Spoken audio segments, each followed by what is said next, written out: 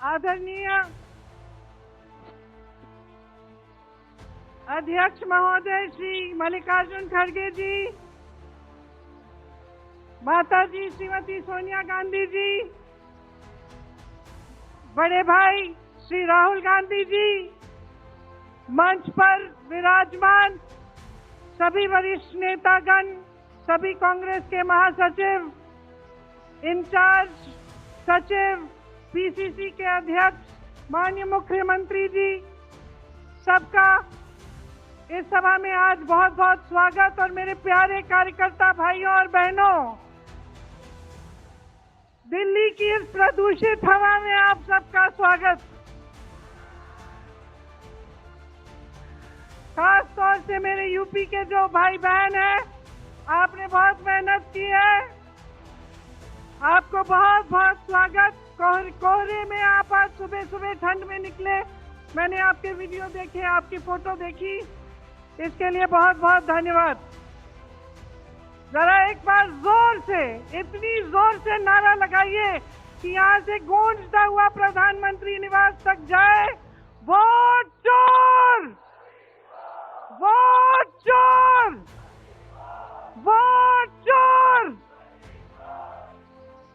ये वोट क्या है, इसकी कीमत क्या है हमारे जीवन में, इसको समझना बहुत जरूरी है। बहुत समय पहले जब आजादी की लड़ाई शुरू हो रही थी और नेहरू जी जगह जगह जाते थे लोगों से मिलने के लिए, तो एक नारा गूंजता था। जब वो पहुंचते थे तो देश की जनता भारत माता की जय जयकार करती थी। उस समय नेहरू जी ने इस बात का उल्लेख किया कि भारत माता क्या है।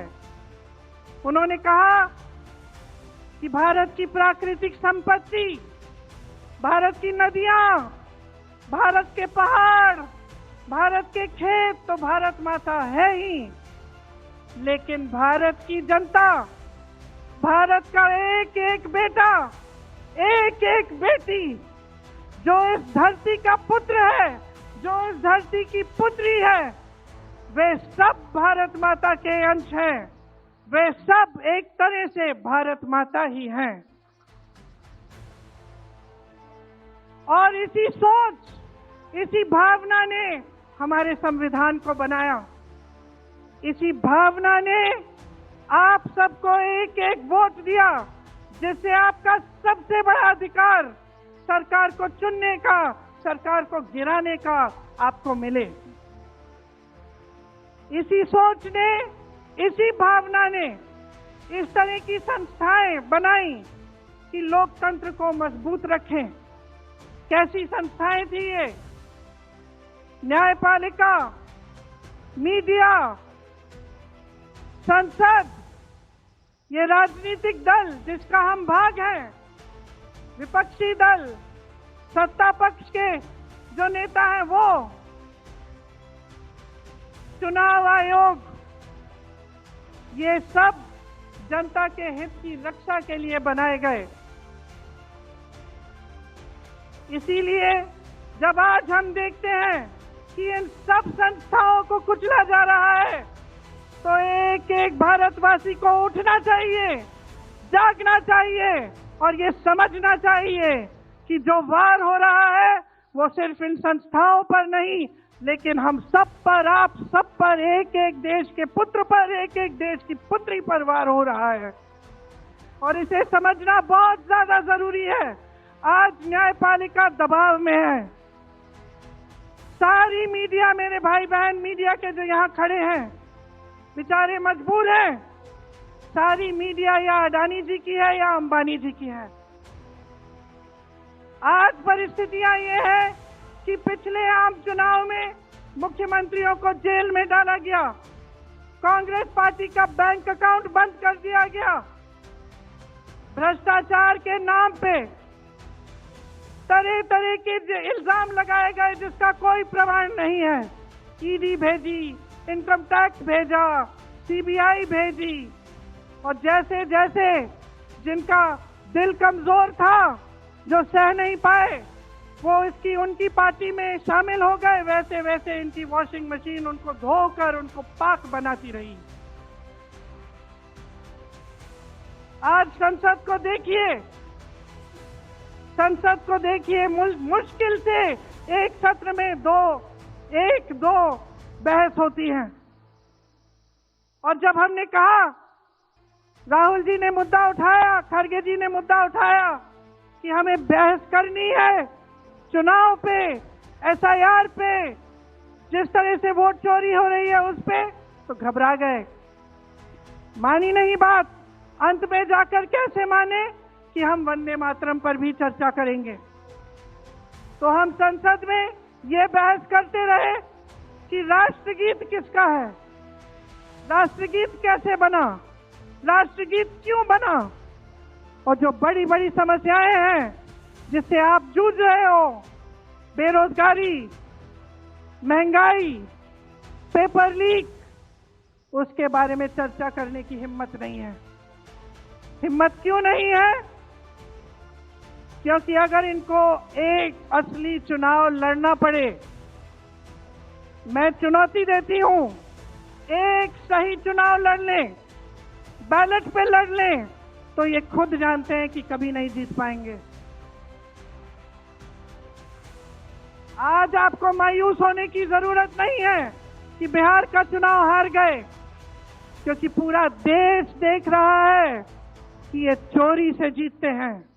राहुल जी ने प्रेस कॉन्फ्रेंस की, पहले हरियाणा की बात बताई, महाराष्ट्र की बात बताई, कर्नाटक की बात बताई, बिहार में एसआईआर करके 65 लाख वोट काट दिए गए। और अगर ये सारे प्रमाण आप अलग कर दें तो एक साफ और साधारण बात सामने आती है। आचार संहिता के समय 10-10 हजार रुपए आप पहुंचा रहे हो, कोई आपको रोक नहीं रहा है। चुनाव आयोग आंख बंद कर रहा है, आंख मूंद रहा है। तो अगर ये चुनाव चोरी नहीं है तो क्या है? इनके पास जवाब ही नहीं है। ये जानते हैं कि आज के दिन जनता इनसे नाराज है। देखिए, हिले हुए लगते हैं। संसद में मैं देखती हूं, आत्मविश्वास घट गया है, आंखों में आंख मिलाकर नहीं देख पाते, सामने से गुजरते हैं तो यूं आंख झुका देते हैं। आत्मविश्वास कम हो गया है, घट गया है, अपने आप में विश्वास घट गया है, क्योंकि जनता का विश्वास भाजपा से, इनकी सरकार से, प्रधानमंत्री मोदी जी से, अमित शाह जी से सबसे हट चुका है।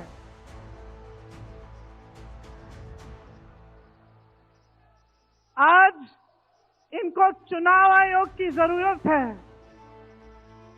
चुनाव आयोग के बिना ये चुनाव नहीं जीत सकते। और याद रखिए, चुनाव आयोग के जो मुख्य जो 3 अधिकारी हैं, उनके नाम आप याद रखिए, कभी मत भूलिए इनके नाम, क्योंकि ये आज हमारे लोकतंत्र पर वार कर रहे हैं। इतिहास में कभी ऐसा नहीं हुआ कि पूरा विपक्ष कह रहा है कि हमें विश्वास नहीं है चुनाव आयोग में। इन चुनाव में हमारा विश्वास नहीं है। ये चुनाव ठीक ढंग से नहीं किए जा रहे हैं। चुनाव की घोषणा से लेकर वोटर लिस्ट, आचार संहिता, प्रचार, मतदान, मतगणना, ईवीएम और नतीजे से तक हर कदम को, हर चीज को संदिग्ध बना दिया है इन्होंने।